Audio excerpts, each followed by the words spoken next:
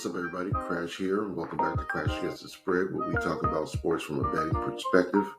It is Sunday, April 28th. There are 4 games on the card to talk about. First, if you can like the video, subscribe to the page. We're trying to grow this channel one day at a time. You guys are the biggest help in doing that. This is our free play video. We are 2-1 technically on our free plays since we started this format. Our second play yesterday was the Heat, only because the Miami game or the Orlando game started so early. I made a second pick. So the first one hit, second one didn't. I had a pretty good day because I live bet the Cleveland Orlando game before I had to actually go to my real work. So I started off the day with some units there. Miami didn't come through. It looks like they had an uneven first half.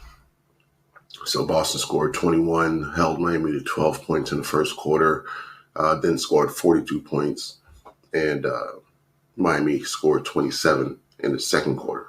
So second half was pretty even. Miami even won the fourth, but it wasn't enough to come back from that first half. So Miami rolled on them, or Boston rolled on Miami. I might be looking at Miami to win the next game just because of Coach Spo's adjustments. So we'll look at that in a couple days, tomorrow, actually. LeBron got one. So no sweep for the Lakers this year. And Oklahoma City led from wire to wire on the Pelicans, beating 106-85, up 3-1 now. So, or up 3-0. Yeah, they're up 3-0. So good day for me. Still like our system. I'm going to go through all 4 games and pick our favorite one. And we're going to hammer that one. So going in order, the Knicks 76ers, that's another 1 o'clock game. 76ers in Philly seem to be playing a little faster, shooting percentage is a little better. Caught the Knicks off guard in that first game, and they could never catch back up. Embiid scored 50 points. I don't think that's going to happen again. So line was 205 there. They, of course, went way over. We bumped it up 4 points. I don't think that's enough. I like the over in this first game. I would also lean to the Knicks to cover the spread, but I would not be surprised at all if Philly won or if they covered. So that's why I'm on the over and not the spread. Next up, we got the Clippers and the Mavericks. Mavericks are 6-point favorites over the Clippers, seeing a 5.5. Also, Kawhi Leonard questionable with the knee inflammation, and Doncic questionable also with the knee injury, and Tim Hardaway Jr. is doubtful. So I definitely expect Luka to play. I don't know if Kawhi will sit or not. He had 9 points in the last game, so he's not really doing a lot when he's out there. I would assume that Dallas is going to get this one at home also. Clippers don't seem to have a good answer for Dallas right now. They did get that first game, 109-97. The next 2 games have gone to the Mavs. Can the Clippers win? Of course they can. But I think they might have a better shot back in LA. So not my favorite game. If I had to make a pick, I'd probably bet the under in this game. Bucks and Pacers. If I'm correct, Damian Lillard is going to be out for today. He's doubtful with an Achilles injury. Chris Middleton is probable. Giannis is out. If anybody's going to play, I expect Middleton to play, just because this is a playoff game, and all your stars being out It's not a good look against this young team.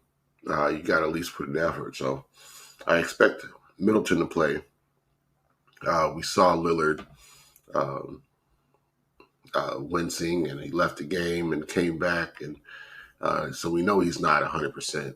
It makes complete sense for him to have to sit out this game. Giannis will be out until early May, if they make it through this series. So Middleton, I expect to be in there. He is probable. Um, but this young team might be a little too much for him. The last game, they did win in overtime, and that was with some Middleton heroics, but they had Dame in that game. And what Dame does when he's out there is he creates a distraction, and you got to guard him. You got to, honor that. So if he's definitely out and you have, Connaughton and Beasley in there and they're not on, it's not a 1-for-1 switch. So I don't like the 9 points.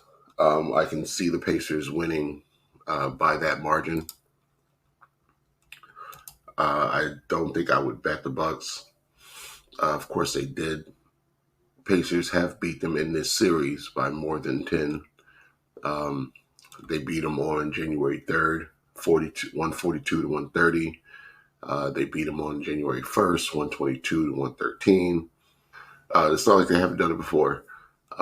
This is a playoff game, so if I was betting anything, I would bet for the Pacers to cover this number. The only thing that will keep me off the over in this game is the Bucks not reaching 100 points.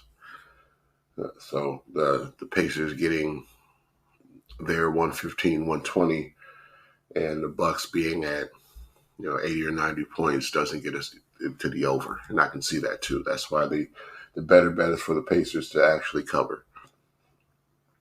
Not my favorite. Timberwolves Suns. I'm going to go with the over also, and also leaning Timberwolves. So leaning to the sweep and leaning for last minute ditch efforts to get points on the board from either team. If the Suns are up, I expect the Timberwolves to compete to try to close the door. And if the Timberwolves are up, I expect the Suns to make a last-ditch effort to save their season. So over 210 and Timberwolves minus the 1.5. I think it's 1.5 now. So yeah, Timberwolves minus 1.5, and we're at 212 for the total now, which I still don't mind. So lock those in. Let's get this money. My favorite is the Knicks over, and yeah, that's my favorite. The Knicks Sixers over 209. So that one is also at 1 o'clock. So if I had to give you another one, it would be the T-Wolves. T-Wolves minus the 1.5. So lock that in. Let's get this money, and then we'll see you back tomorrow for some more NBA action.